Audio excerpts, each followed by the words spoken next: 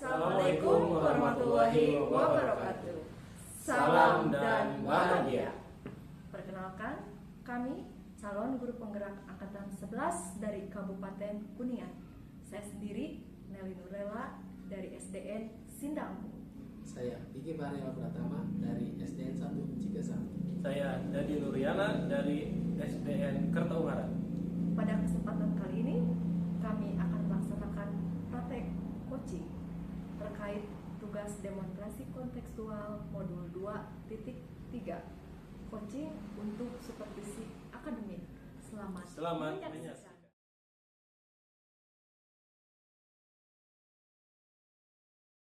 Pak Dadi, gimana kabarnya hari ini? Waalaikumsalam Pak Piki, alhamdulillah sehat. Pak Piki kabarnya bagaimana? Alhamdulillah sehat juga Pak Dadi. Oh ya Pak Dadi, rencananya kan Pak Dadi mau melakukan praktek coaching. Dengan model kira-kira dari praktek coaching yang akan Pak Dadi lakukan, hal apa yang Pak Dadi sudah siapkan?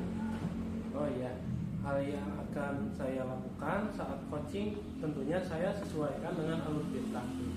Yang pertama, saya akan menggali informasi tujuan utamanya dulu.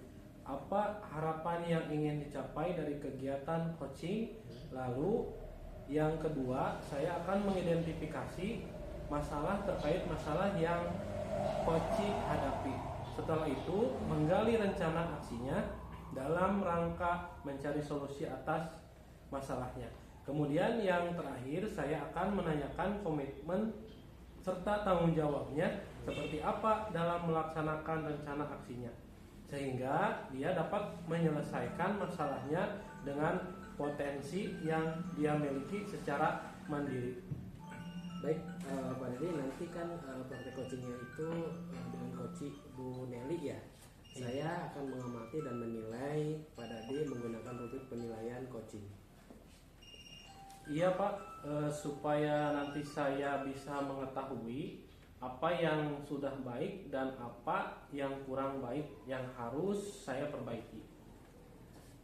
Jadi nantinya akan memakai 4 kriteria yang Pak Dadi lakukan nanti ya pada saat observasi atau pada saat coaching. Kemudian yang pertama mungkin nanti akan penilaian kurang baik, kemudian baik, kemudian dan sangat baik.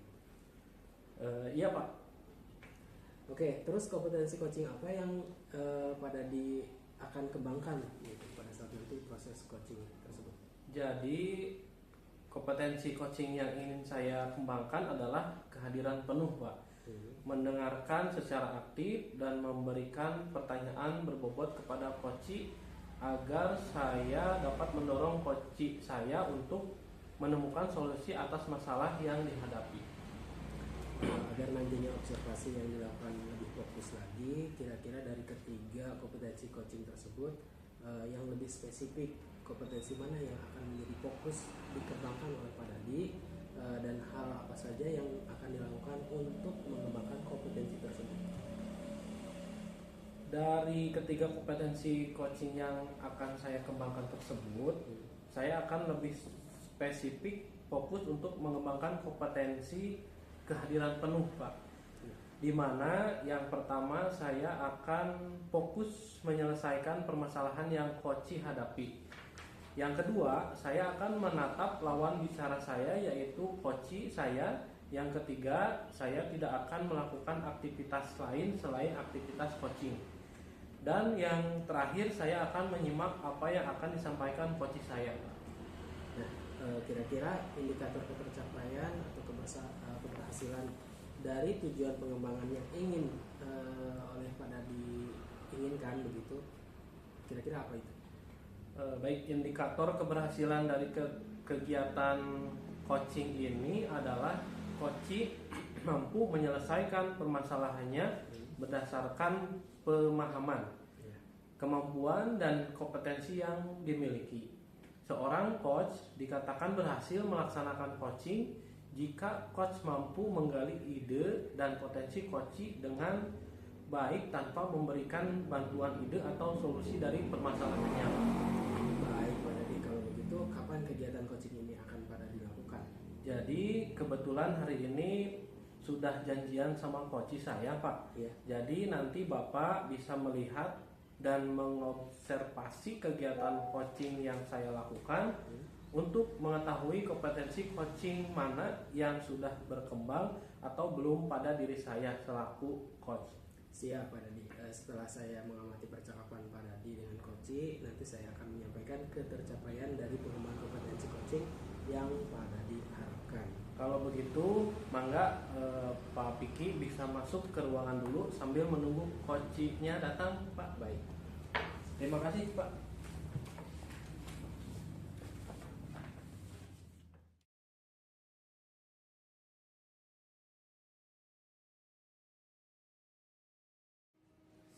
Assalamualaikum, selamat siang Bu. Bagaimana kabar hari ini? Waalaikumsalam, selamat siang Pak. Alhamdulillah, bagaimana Bapak? Alhamdulillah sehat Ibu. Sebelumnya saya ucapkan terima kasih pada Ibu yang telah bersedia meluangkan waktunya untuk melakukan coaching pada kesempatan kali ini. Jadi apa yang ingin Ibu sampaikan pada obrolan kita kali ini Bu? Boleh Ibu ceritakan? Baik Pak, sebelumnya saya ucapkan terima kasih kepada Pak Dadi yang sudah menyempatkan waktunya, meluangkan waktunya untuk mendengarkan curhatan saya. Jadi begini Pak, saya itu mempunyai permasalahan ya Pak terkait pengelolaan di kelas gitu, dimana ketika di kelas itu, ketika pembelajaran itu, jadi para siswanya itu ribut Pak, jadi ngobrol, tidak fokus belajar gitu Pak.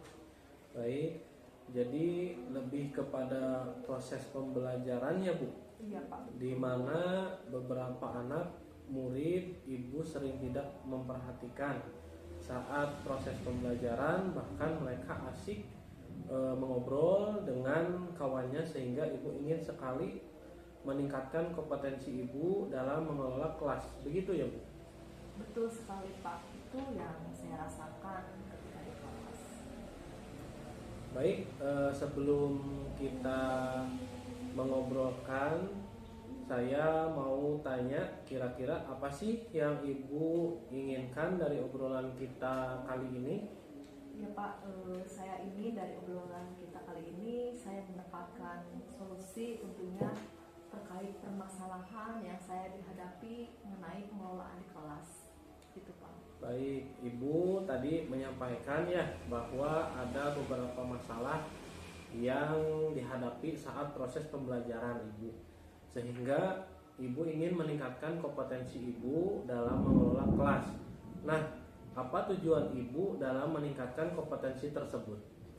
Jadi begini Pak, saya itu ingin menciptakan kelas yang kondusif, kemudian pembelajaran yang menyenangkan, sehingga peserta didik itu termotivasi untuk belajar, jadi tertarik ketika belajar di kelas, jadi tidak lagi ngobrol gitu Pak. Oh iya, baik. Apa yang sudah Ibu lakukan untuk mencapai tujuan tersebut?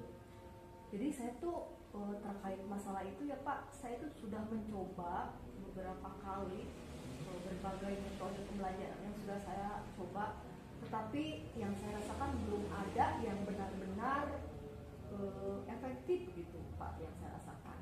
Baik, apa yang menjadi tantangan Ibu dalam mencapai tujuan tersebut?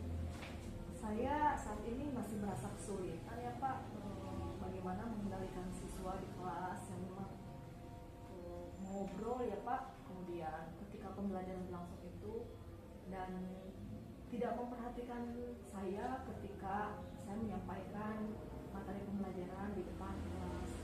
Saya sudah berusaha Pak menegur mereka gitu, tetapi ya tetap saja masih seperti itu Pak. Oh iya, seperti itu ya. Iya. Baik, apa yang Ibu butuhkan untuk mencapai tujuan tersebut? Jadi mungkin saya itu membutuhkan strategi pembelajaran Pak, rancangan pembelajaran Ya. yang menciptakan pembelajaran yang menyenangkan, kemudian yang bisa membuat para siswa itu tertarik sehingga di kelas itu fokus siswa itu terhadap saya gitu, jadi tidak lagi ngobrol ribut. Kemudian ketika berlangsung juga mereka tidak mau ngobrol lagi, Pak. Oke, baiklah. Mari kita bahas bersama terkait strategi yang Ibu butuhkan tersebut ya Bu. Pertama, kita perlu memahami penyebab siswa suka mengobrol saat pelajaran berlangsung. Apakah karena mereka tidak memahami materi pelajaran tersebut? Apakah karena mereka bosan atau mereka tidak tertarik dengan materi yang kita sampaikan? Ya Pak, saya pikir mereka itu jenuh ya Pak di kelas itu dengan metode pembelajaran yang saya berikan itu dengan ceramah gitu ya. Jadi mereka merasa bosan sehingga tidak tertarik. Jadi mereka kalau misalnya sudah bosan dan tidak tertarik ya otomatis mereka tidak memahami pembelajaran yang saya berikan ya Pak. Jadi pembelajaran yang saya berikan mungkin monoton ya Pak bagi mereka. Kemudian saya juga tidak memberikan kesempatan kepada murid saya itu untuk memberikan pendapat. Oh baik ya, seperti itu ya. Lalu apa rencana yang akan Ibu lakukan untuk memperbaiki cara mengajar Ibu agar bisa membuat kelas yang menyenangkan? Siswa tertarik dengan materi yang kita sampaikan sehingga bisa mengendalikan yang mengobrol dengan kawannya, Ibu. Ya tentunya mungkin saya akan berusaha ya Pak. Saya akan berusaha merancang pembelajaran yang menyenangkan. Itu saya akan menggunakan metode pembelajaran yang bervariasi tentunya, di mana saya di sana bukan hanya dengan metode ceramah ya Pak, tapi saya akan melakukan metodenya yang berbeda-beda seperti diskusi, kemudian praktek, kemudian saya juga akan melakukan ice breaking Pak. Dan selain itu juga mungkin saya akan pembelajaran itu saya akan memberikan game-game yang menarik sehingga mereka bisa tertarik gitu Pak. Oke, baiklah. Luar biasa sekali ya yang Ibu sampaikan. Ibu benar-benar merencanakan bagaimana membuat pembelajaran yang menyenangkan, yang mampu membuat siswa tertarik dengan materi yang kita sampaikan.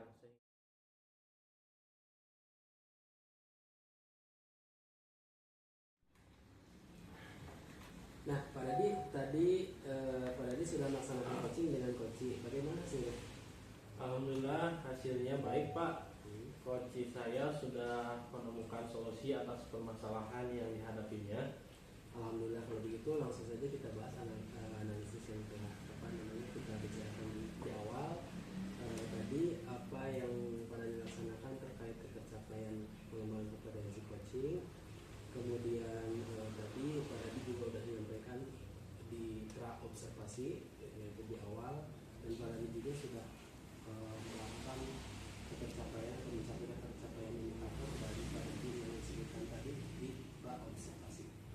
Baik Pak Piki, jadi saya kan ingin mengembangkan kompetensi kehadiran penuh ya Pak. Ya. Tadi itu saya sudah fokus dalam memecahkan masalah dari coach saya. Saya juga sudah mendengarkan secara penuh apa saja yang dibicarakan coach saya. Saya menatap coach saya dan saya juga tidak melaksanakan aktivitas lain selama kegiatan coaching. Baik Pak Dadi, memang tadi saya lihat dan Pak Dadi sudah hadir penuh dengan coach. Pak Dadi juga sudah mendengarkan secara aktif pembicaraan dengan coach, dan sekaligus tadi Pak Dadi sudah memberikan pertanyaan-pertanyaan yang berbobot.